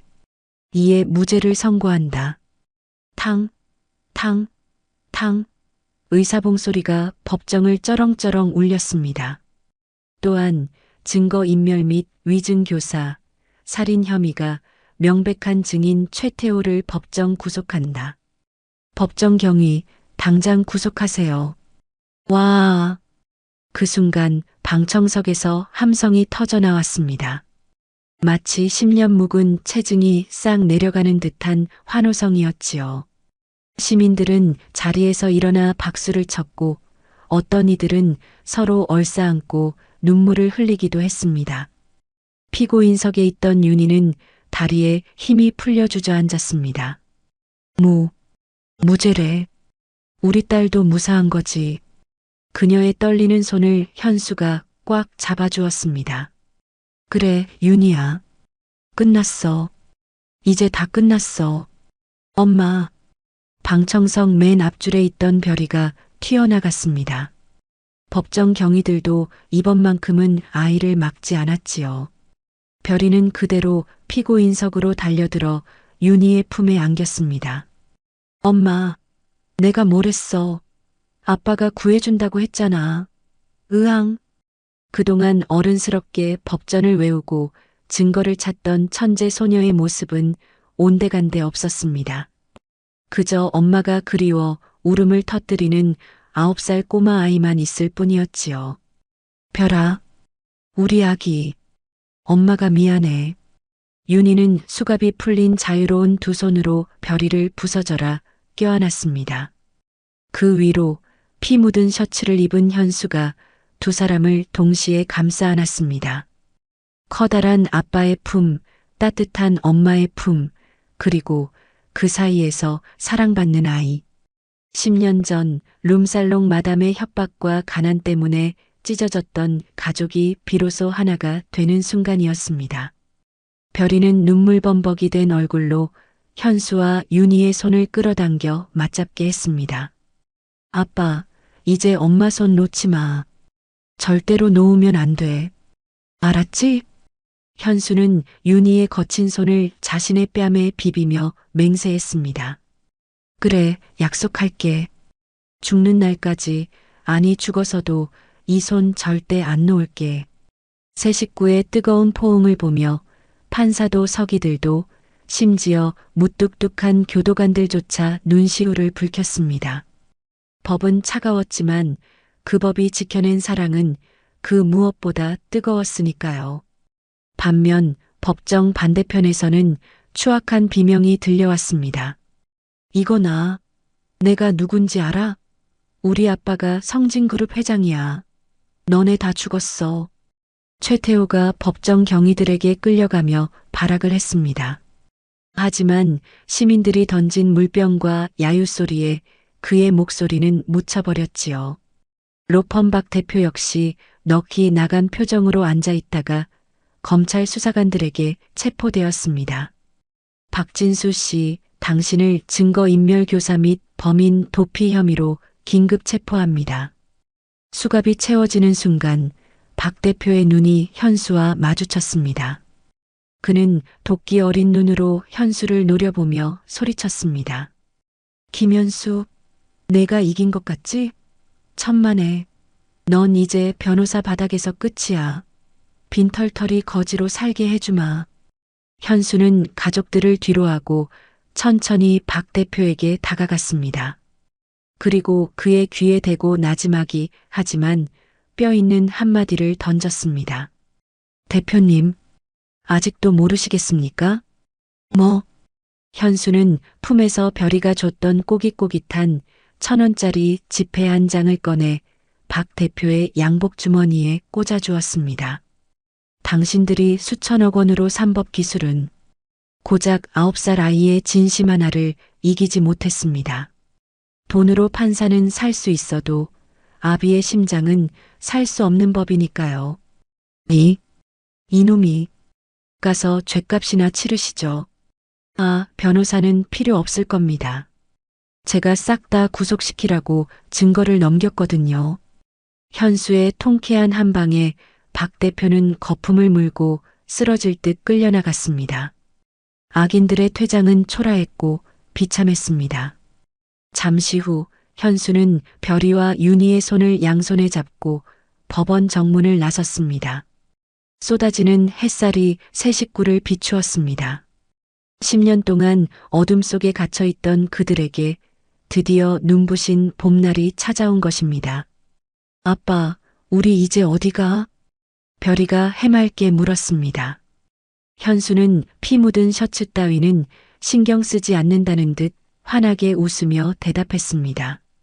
집에 가야지.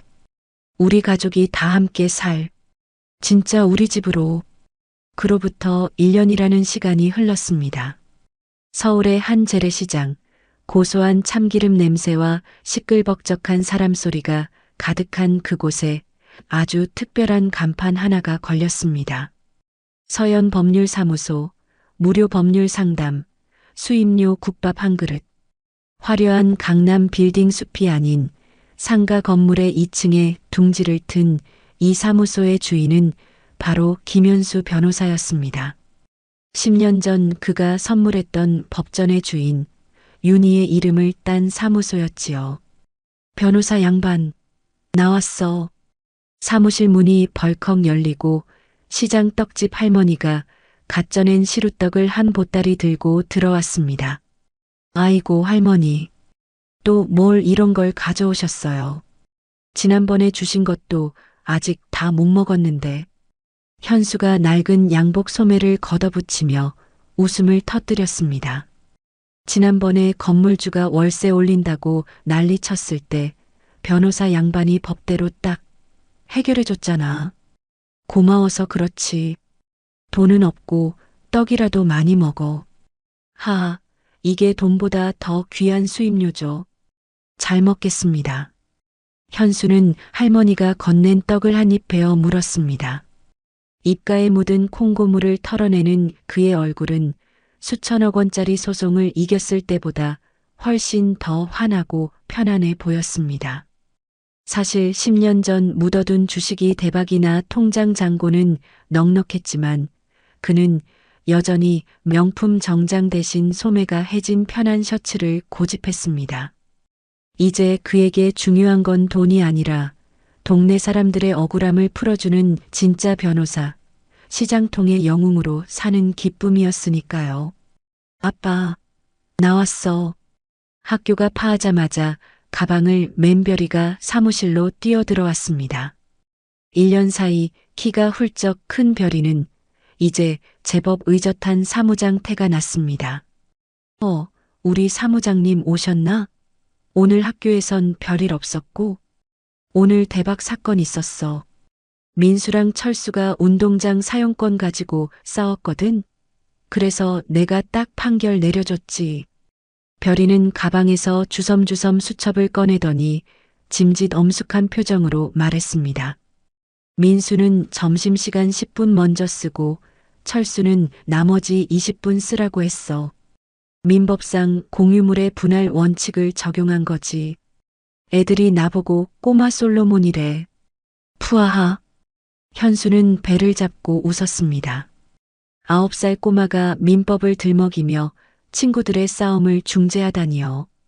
역시 피는 못 속이는 모양입니다. 역시 내 딸이야.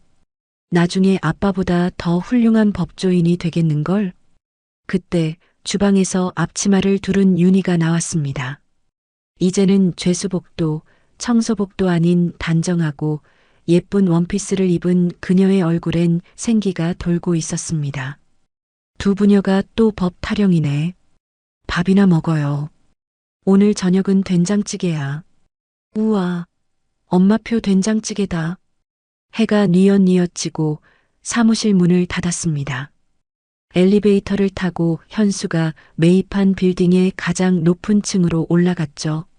세 식구의 보금자리에 저녁 밥상이 차려졌습니다. 낮에는 억울한 이들을 위한 무료 변론으로, 밤에는 TV 시사 프로그램의 냉철한 패널로 동분서주하는 현수였지만 이 시간만큼은 평범한 가장으로 돌아왔지요.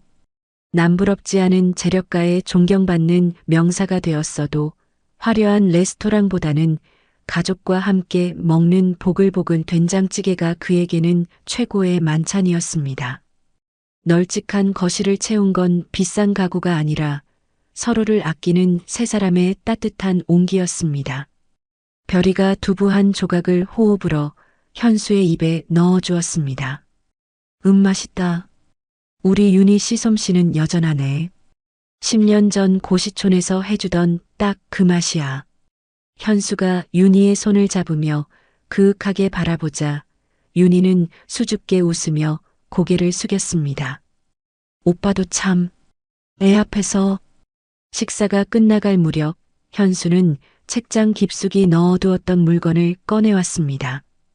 테이프로 칭칭 감긴 손때 묻은 그 책. 바로 10년 전의 민법 개론이었습니다. 현수는 그 책을 별이에게 내밀었습니다. 별아, 이거 받아라. 아빠 책이잖아. 아빠 보물 1호. 아니야. 이제 이 책 주인은 너야. 현수는 별이의 머리를 쓰다듬으며 진지하게 말했습니다. 아빠는 이 책으로 출세를 꿈꿨지만 결국 돈의 노예가 됐었어. 하지만 넌 달랐지. 넌 이 낡은 책으로 엄마를 구했고 아빠를 진짜 사람으로 만들어줬어. 현수의 눈가가 촉촉해졌습니다. 이 책에 담긴 진짜 가치는 법 조항이 아니라 사람을 사랑하는 마음이라는 걸 내가 아빠한테 가르쳐줬단다. 그러니까 훌륭한 판사가 되어서 억울한 사람들을 지켜주렴. 알겠지? 별이는 책을 가슴에 소중히 품으며 힘차게 고개를 끄덕였습니다. 응, 약속할게 아빠. 나중에 커서 아빠처럼. 아니, 아빠보다 더 멋진 판사가 될게. 그래. 우리 딸 믿는다. 현수와 윤희 그리고 별이. 세 사람은 서로를 바라보며 환하게 웃었습니다. 창문 밖으로 쏟아지는 달빛이 그들의 행복한 저녁을 축복하듯 비추고 있었지요. 여러분의 가정에도 별이네 가족처럼 언제나 웃음꽃이 피어나길 응원하겠습니다. 오늘 이야기가 마음에 드셨다면 다른 영상도 시청해 주세요. 좋아요와 구독, 알람 설정 또한 감사드립니다.